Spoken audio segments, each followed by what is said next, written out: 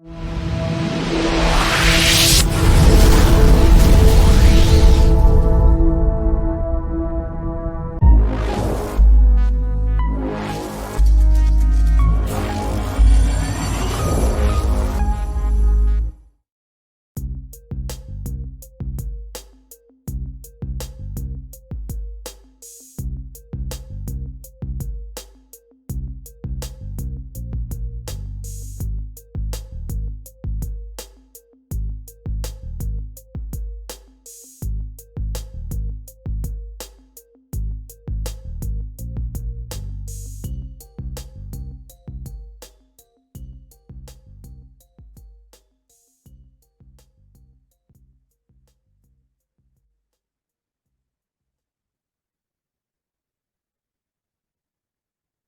can't hear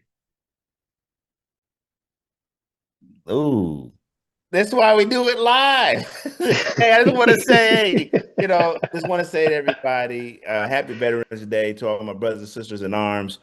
I'm Dr. Seaver Herman III, ready to take it to the house today, but it would not be fitting. It would only be fitting to recognize those of us who don on the American service member uniform and was celebrated yesterday. Thanks for the country for coming out and showing out, letting all those heroes know how much you appreciate us. Man, let me, I'm gonna follow up with that, and to you, a veteran, to our producer, veterans, myself, let's dedicate this show to those who have served, who raised their right arm, right hand, and have sworn to defend this country against foreign and domestic enemies. So, to you, vets, we salute you, and this show is for you. Sit back, relax, have a good time. Second to that, to the businesses here in San Antonio and maybe across the country who recognize veterans. It was a holiday, great, but to recognize it for a day with free services, whether it was a car wash or food, thank you. Thank you for taking the time, the moment, just to say thank you. So, as a vet, I thank you to all those services and restaurants and people who just reached out. So, brother, it is another sports show to our vets. Let's make it happen. Let's go. Let's do this thing, baby. Look, if we know anything, again, they talked about, and I said it a couple shows ago about the sports equinox. So yes, baseball has finally terminated for this season, which we already celebrated our Dodgers. Now we transition to this magical time between those who are in the hockey. We got NCAA basketball, National NBA, and then also, of course, what's the king of the hill, the NFL. Bruh, Ooh, so much is happening. So I had to give it to you like Luka Doncic or Austin Reeves in the paint. So I'm gonna pass it to you. Where do you want to start out, man? man, I'm going to say something that we haven't said in a while. What is up is down, and what is down is up. In the AFC East, New England, no Tom Brady, no Bill Belichick, but New England in front of the Bills. What? Let me start there. That's a tease. Let that be your tease. We are in the NFL, and the start of this season, people were saying, let the Chiefs lose a couple of games, and maybe that's the end of the Chiefs. That's the end of Mahomes and Reed and Kelsey. It's time for Josh Allen, the reigning MVP. It's time for him to take the reins. Lamar and Baltimore. Maybe it's time to unseat and don't be so quick to give the Chiefs the reins. Well, the Chiefs righted the ship, got themselves together, and they will be heard from again. But the AFC East, Josh Allen, that's your backyard. You should be running the show, reigning MVP, act like it. However, comma, look at the Patriots. What? Did not see that coming, didn't expect it, and I love it. Bruh, have you seen the Patriots play ball?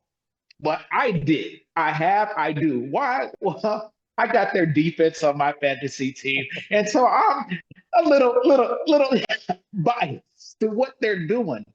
But it's not just that. It's a new culture, but same old culture. It's just do your job. and do it well. When you got Mike Vrabel over there, and he came over, he wasn't even coaching last year, and then he comes over there and reinstituted the Belichick kind of way. Ownership by position, win by team, by committee. You can't pick out one person. It's not a Brady led team. You don't have Gronk as a tight end, as a safety valve. No, you just have a team oriented concept. And if you ask me, led by Vrabel. And so they are not, it shouldn't be surprising anybody any longer. But I started off talking about them in the East. What is Josh Allen doing? He's over there peeing in the bed. Bro, go change that. Bro, what are you doing? You are the reigning MVP. What are you doing? I set it up. I teed it up. It's yours now. You passed it to me. I passed it back. You got it, bro. Bro, great starting point. I love starting the AFC East. We'll take this 100-meter dash. So I love how you laid it out. Yes, Josh Allen is rewarded with the MVP for last year's success. Got it. But as you stated, I am the reigning MVP. This is the time where it says, yeah, y'all saw the press clippings. This is my yard. He had become second fiddle to Lamar Jackson when he won those two MVPs back to back. And Lamar made it known, hey, AFC North belongs to me. Each year he won it, and then the subsequent year. So here it is, Josh Allen has gone to battle against Patrick Mahomes, gone to battle against Lamar Jackson, gone to battle against Joe Burrow. So you finally get rewarded for said battle. And you not winning your division right now? I mean, damn. And not just not winning your division. We're talking about Drake May, who 2 years ago was in college. You are the senior quarterback in your division. Yes. You were spoke of to be the heir apparent, and your team was picked by many to make it to the Super Bowl. But you can't even win your division. Hey, I said we have a quarterback that's been 2 years ago was in college. I didn't say with a first-year head coach.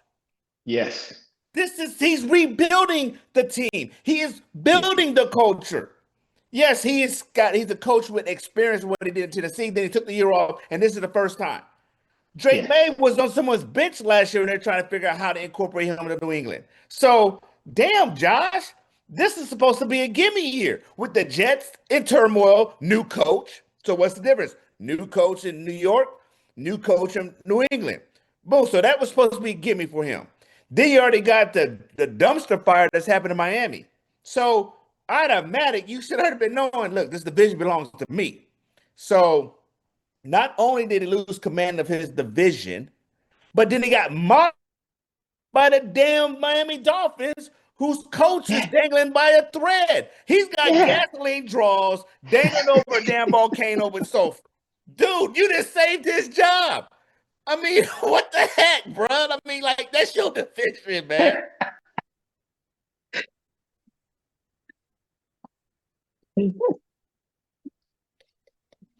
Oh, well said. Yeah, yeah. Oh, how do you follow that, man? How do you follow that? I follow that with saying dumpster fire in Miami, and then they come to your yard. They come to your backyard. They come into your home like a Viking of old. They kick down the damn door, looked around and say, "Come here, B. Sit on my lap." Talking to your woman, took your woman and told you to get out the room, or you can stay and watch if you want to. That's old school. That's what Miami did. They came up into your crib and just punished you. So it turn it around, Josh.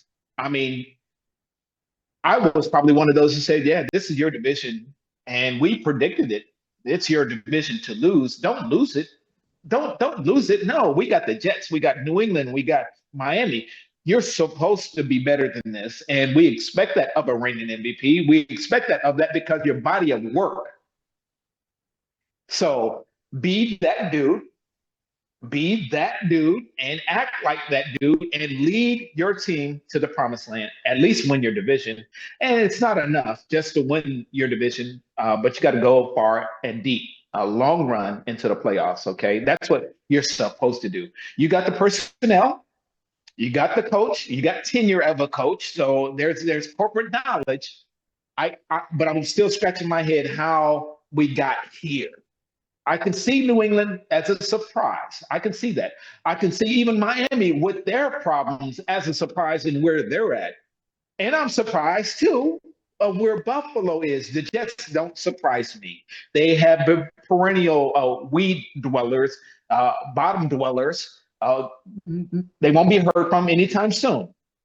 But Josh, get it together. Please make it happen. And then, brother, we talked about Kansas City earlier, and now they're going on the road. They're going to Denver, and Denver, bruh, we talked about the AFC West. Okay, we saw Chargers. We say Kansas City have been running things for seems like a decade already. Dynasty of the AFC West. We got the Chargers, we got Denver, and we got can't even mention the Raiders. Okay, can't do that. They're not ready. They still got training wheels on. But got Chiefs, Chargers, Denver, and then we got Chiefs going against in Denver this week. That's a pick'em game. Let's talk on that. Give me what you got. What say you? Off the bat, I'm going Kansas City. I don't believe in Denver. Yes. I watched Yes. last week's game, man. Look, they don't. I can't even say they're playing with food. Playing with food means that you're old enough to at least pick up the food with your hands. They're still babies. They're in a high chair. They got Gerber sauce all around their lips, bruh. Because Denver's not ready. They're not ready. Those wins, they easily should be losses. There's teams who are like, damn, man, how do we lose that game? And they always say, okay, got it. The better team won. They were not the better team on many of those games. They won. But you are what your record is. That's what they say. But you are what your record is. But that record I would call into question against Titans, real players. They not ready, bro. They not ready. They not ready. And so Kansas City, Mahomes, Kelsey, bruh, like that is not the same Kansas City team from the beginning of the year. And I know their record shows what they are. Got it. You are what your record says you are. But I believe they are on an upwards trajectory. When we talk about Buffalo, right now they look like they're on a downward trajectory. Denver, that nasty game we watched last week shouldn't even been televised. So Kansas City knows that this is for at least bragging rights because the division still, I think, right now belongs to the Chargers. They're the ones to beat everybody in the division. I can't wait for that game. So, nah, man. Kansas City, bro, all day. I'm with you. Body of work, and we got Reed, we got Mahomes, and anybody else Mahomes played with. Kelsey was that guy. He's not that guy, but it doesn't matter. So I picked the Chiefs on the road. And here's what I will tell you with the caveat: if Bo Nix plays well, Denver will win. He's so inconsistent, and he has talent at the receivers. He has talent at the running backs. He's just not executing as a quarterback. And their defense is keeping them in games. That's what they're winning on is their defense. Oh, by the way, I got defense in another league. So they're winning me points. But Bo Nix, his inconsistency, second-year quarterback, clearly shows the talent. We talked about the young quarterbacks. We talked about the Caleb Williams. You talked about Drake May, even Matt Jones over in look at what they're able to do, but they need to show consistency. We talked about Baker Mayfield before. We're talking about your boy up in Seattle, Darnold. Sam Darnold. Some of these people, quarterbacks, are put in positions, and it's either the team or the structure or the scheme. They're not ready for it. Okay, so Bo Nix, he has the team, he has the culture, and he has the quarterback speaker, if you will, in Sean Payton. He has everything in place to be successful, but time, it's still early, and he just needs time. Right now, if they lose, more than likely it's going to be not because of the play calling, it's going to be because of execution from the quarterback position. So yeah, they can beat the Chiefs this week. I will say that they can because of the defense. The Chiefs can be bored. You know how it is when you are successful so for so many years. We talked about the Dodgers. We talked about OKC or the Golden State Warriors. There's some of these teams that are supposed to win and do win. They get bored. The Chiefs get bored. They're going to get their ass handed to them because nobody is scared of you, Chiefs. And reputation alone is not going to do it. So I'm picking the Chiefs. That's my pick 'em, yes. But they can lose. I don't expect that they will this week. I agree. I think when we go back to talk about Josh Allen and that being his division, Patrick Mahomes now has pride. Says, no, I don't give up. What? This is my division. Yeah, look at the record. It's my division. I'm coming back for everybody's lunch. I'm coming back for everybody. So I think that right there, yeah, I agree with the board piece. But what's different now is that they're really in third place in their own division, which means they are in jeopardy now in making the playoffs because there's other teams that are, within the division, within the conference that are balling out that we didn't expect, like Indiana Colts and the Patriots, and then you got the Bills. So now you start looking at rack 'em and stack 'em. Who's going to get that bye? And if the playoffs started today, it's either the Colts or the Patriots getting that bye. But as you talked about in your opening rant, what's up is down. All three of those teams are 8-2. Denver, Indiana, Indianapolis, and then the Patriots. So there is something, at least intrinsically and extrinsically, for Patrick Mahomes and the Chiefs say, okay, listen up. We're not guaranteed to get in the playoffs if we start playing around with our food. Okay. And now having those wide receiver weapons, Rashid Rice, Worthy, doggone Hollywood Brown. I do not discount the power of the defensive coordinator for the Chiefs.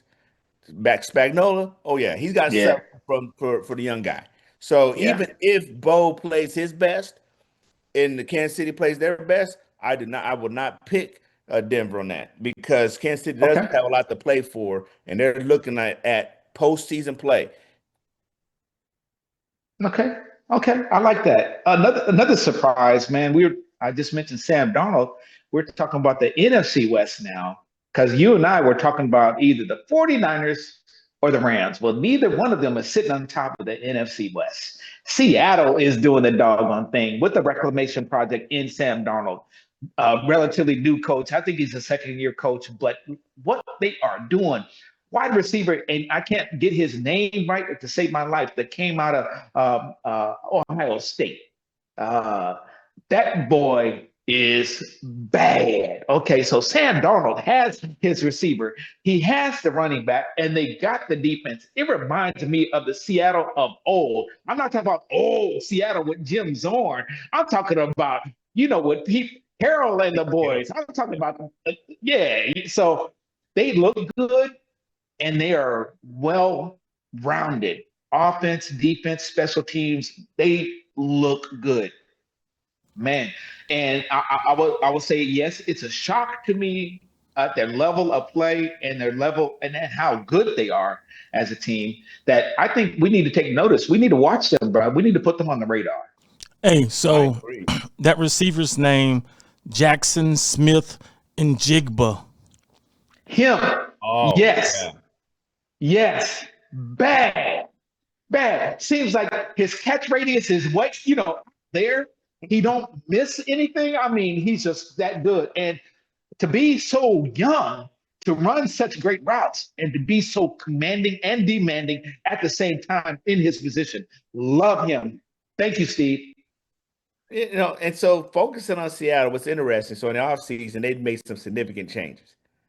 They send DK Metcalf. We're talking about Jackson. So now they send DK Metcalf. We're like, oh my gosh, they sent DK Metcalf. What are they doing? They get rid of Geno Smith. So last year, same coach, which I love that coach because he used to be Baltimore Ravens defensive coordinator. So I'm not surprised that he has Seattle Seahawks looking like Baltimore West. But so he trades Geno Smith to go to the Raiders. DK Metcalf comes over to the Steelers. And so you get this receiver in Jackson. You get Sam Darnold, who was, set out to pasture that was reignited in Minnesota. So to get a starting gig, which means, okay, coaches put trust. Okay, man, am I getting this Sam Darnold from Minnesota or am I getting the one that the Jets had? And so he, in 1 year, we talked about Mike Vrabel in 1 year. We're talking about what the Jets are going through with their 1 year. So now in 1 year, that's what that coach assesses last year, because even Seattle had a team last year. He reflags a team, gets 2 new leaders, and wow, man, you are absolutely right. I'm so proud of Sam Darnold. Yes, he's a USC guy, but they had put him out the pasture. But can everybody see that what the Jets do to people? That's where dreams go to die, man. So when Sam Darnold got out there, got caught in that system, and then he's washed up, what have you. So to see him rebound to this level where you're a good quarterback. When the team you left that traded you was like, damn, did we make the wrong decision by keeping J.J. McCarthy versus Sam Darnold, who was the backup? Sam Darnold was the backup last year. It was J.J. McCarthy that got hurt that allowed Sam Darnold to take them to a 14-2 record. And so instead of re-signing him, remember they also got rid of Kirk Cousins. They're now feeling the repercussions of one decision to get rid of Kirk Cousins so they could draft J.J. McCarthy. Yeah. Kirk Cousins goes to Atlanta. J.J. McCarthy comes and gets hurt. Sam Darnold shines. Free agency comes. They trade him. They sign up for J.J. McCarthy. Now they're struggling. Damn. One decision, man. So you're right. Put the radar on Seattle because we did not give them props beginning of the year. We talked about a battle between a healthy Stafford and a healthy Purdy in San Francisco. So that's on us, bro. Minnesota also had Daniel Jones last year. Yeah, and look at what he's doing with Indianapolis. Yeah, that's a side note. Yeah. Wow. And neither Daniel Jones nor Sam Darnold are in Minnesota, and I bet they are wishing they had one of those two still, right? Because Carson Wentz was a backup for Minnesota this year, got hurt, rotator cuff, shoulder issue, and JJ he's not ready for the big time. He may be in time, but not right now. Bro, we got another pick'em game. Yeah. We got another pick'em game, bro. Okay.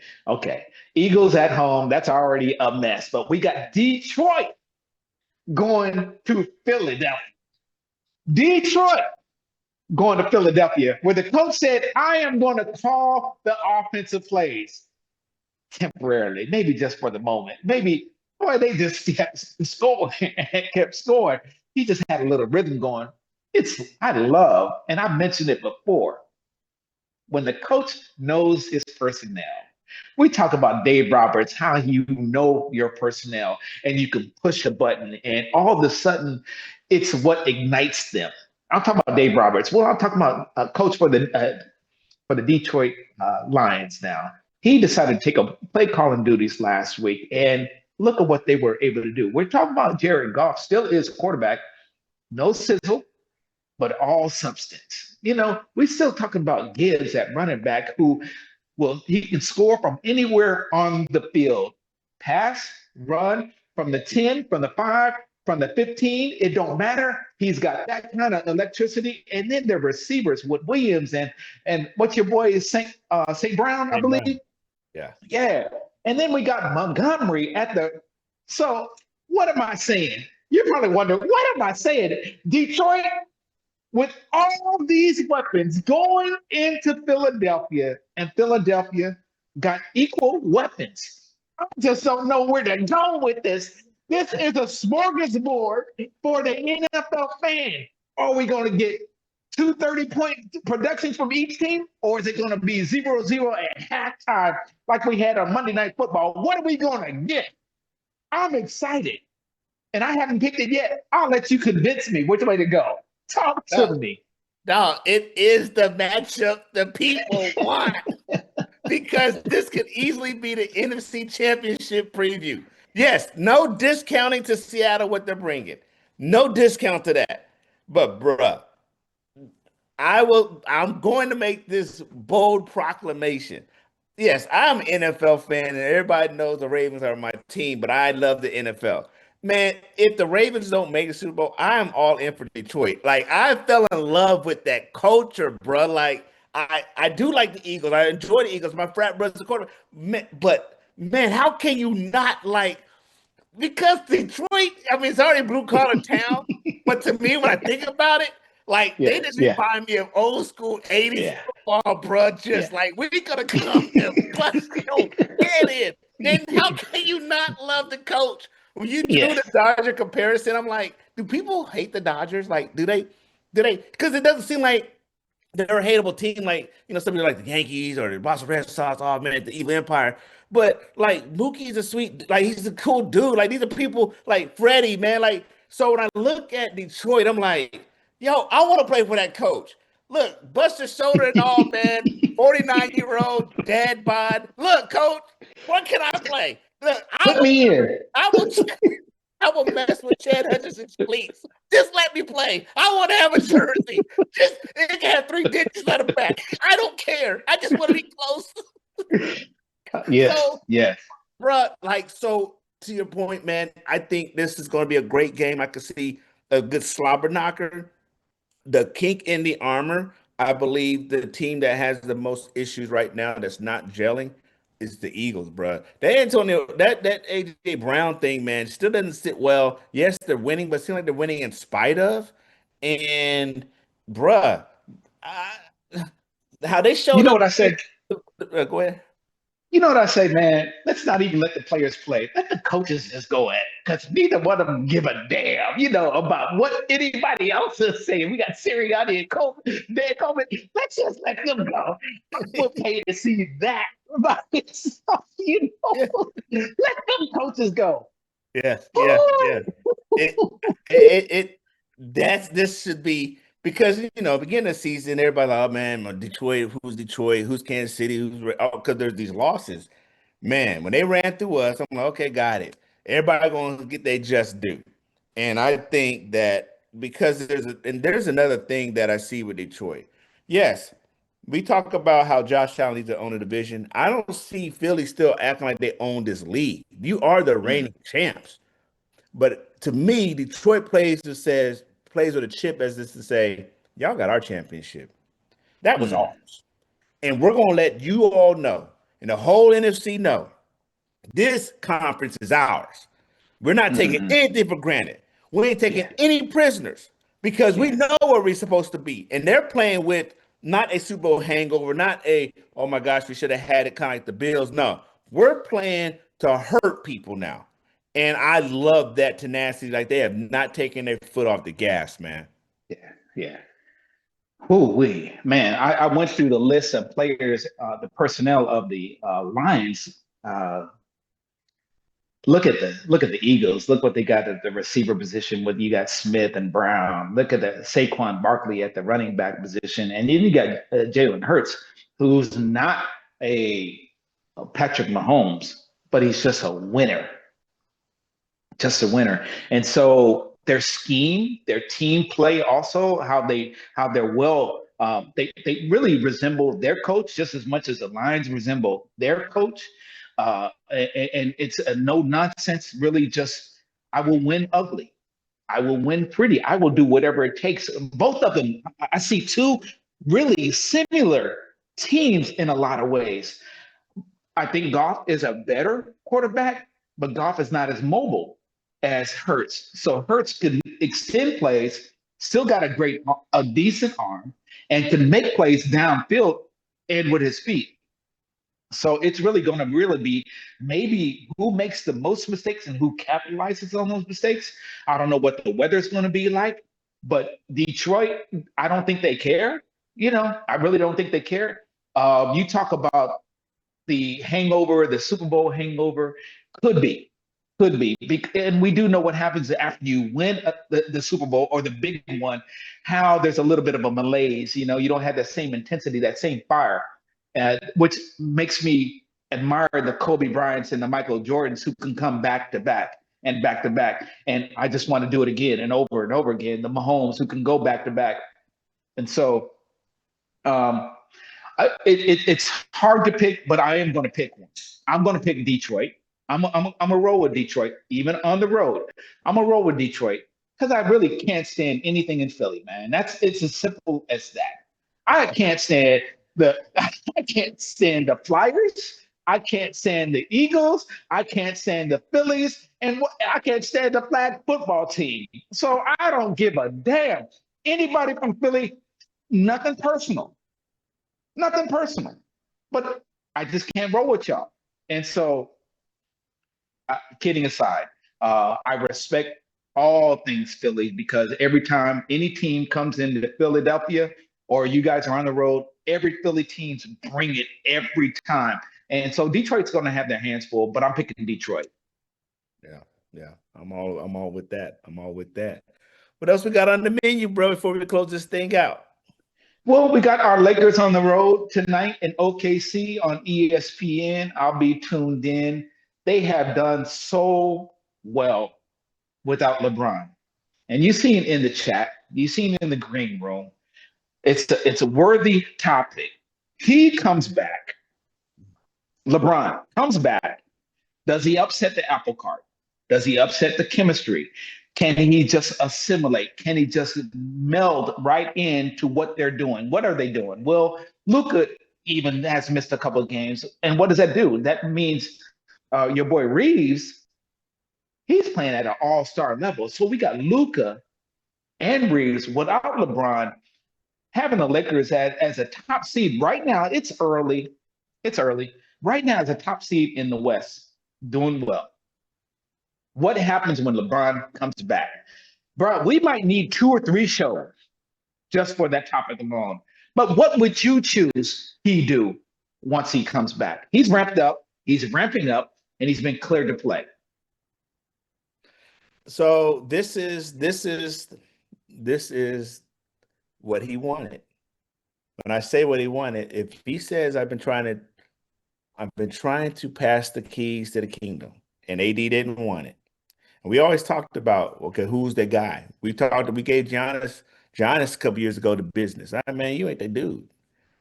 So this is the time where the Lakers have said, listen, we will be going in another direction.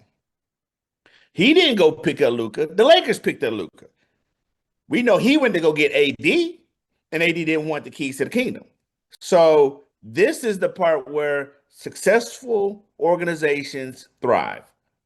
This is not an anomaly within the Lakers' history. When Magic comes and Kareem's team, there is a point where Cap had to take the back seat. Now, I know it wasn't easy. We've seen the documentary, we read the books, and I don't like how Magic went about doing it, but there's that natural alpha, someone has to take the back seat.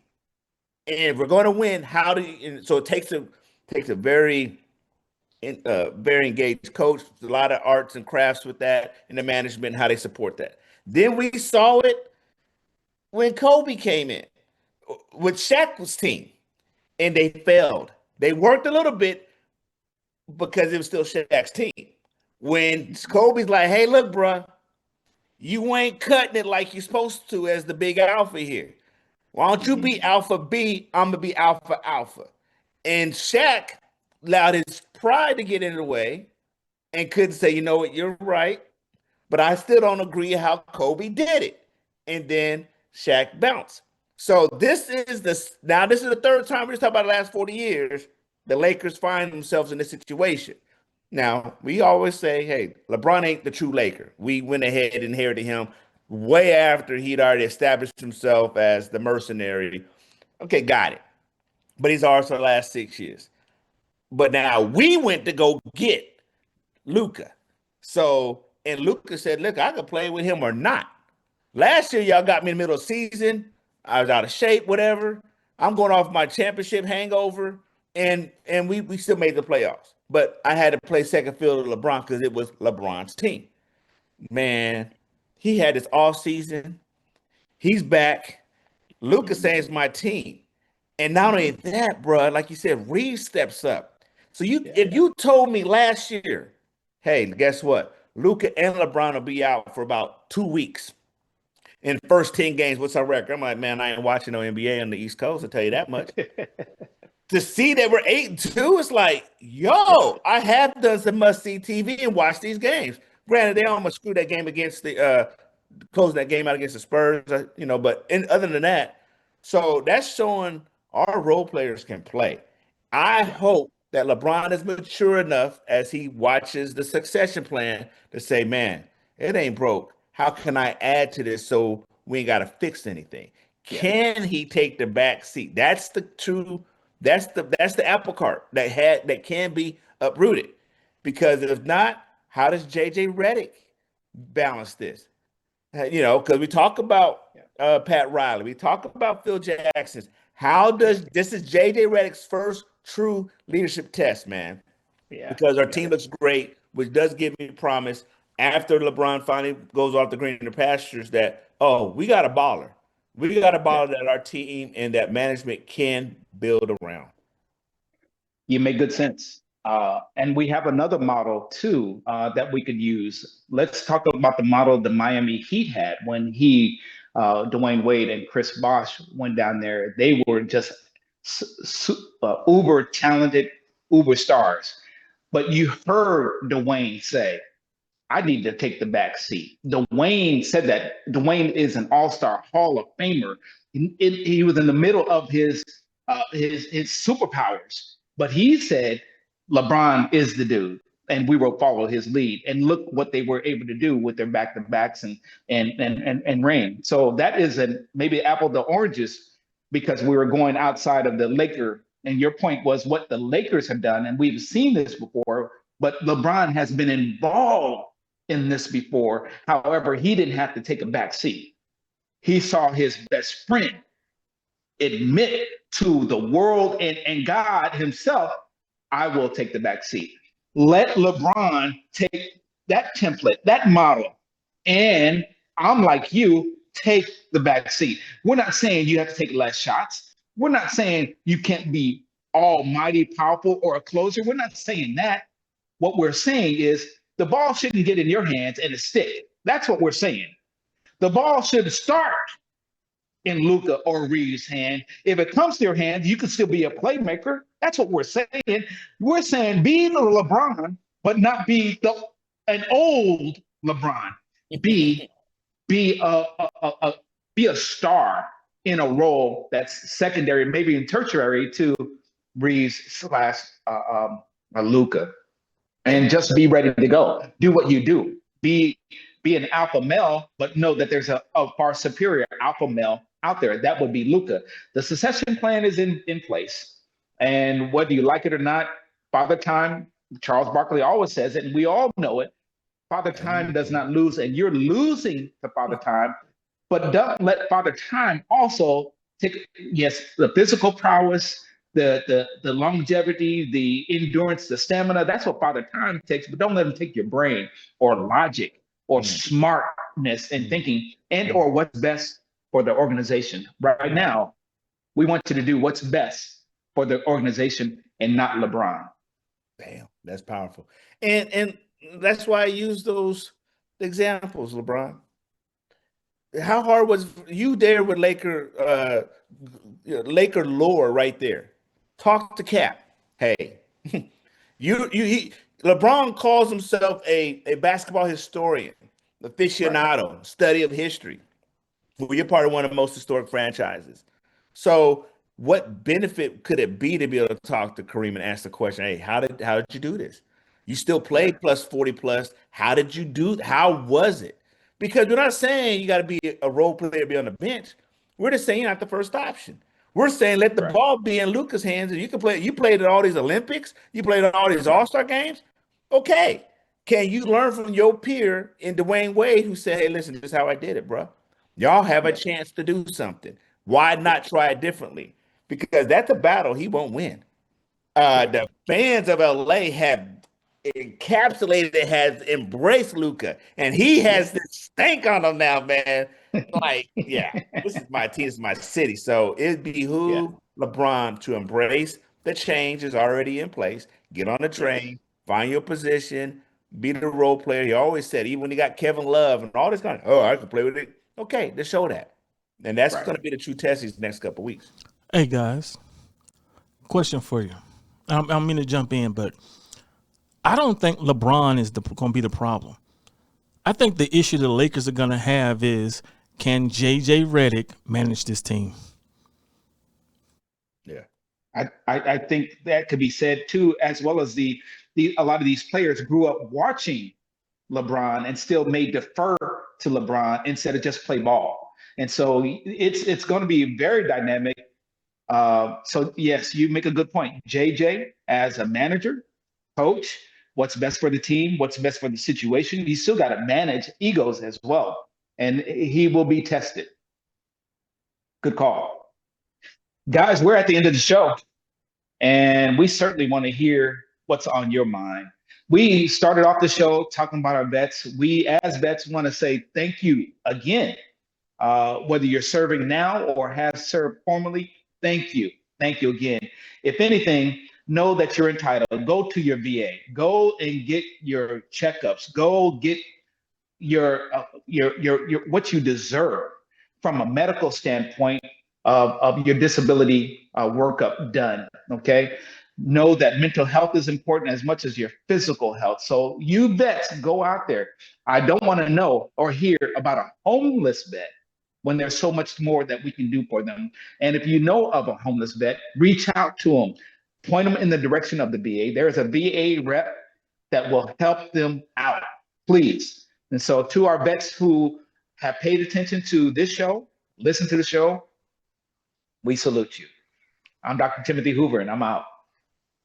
We do salute you. And I just want to caveat on what Dr. Hoover said. You're right. Vets, I don't care if you spent 2 years in the military or 40. There's opportunity for you that we have access to what we did in defense of this nation.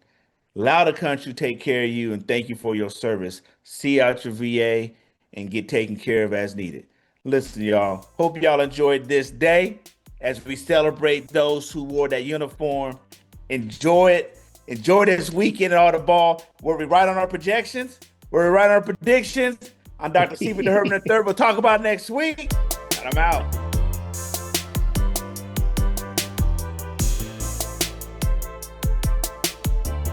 Great show, bro. Great show. Well done. I love your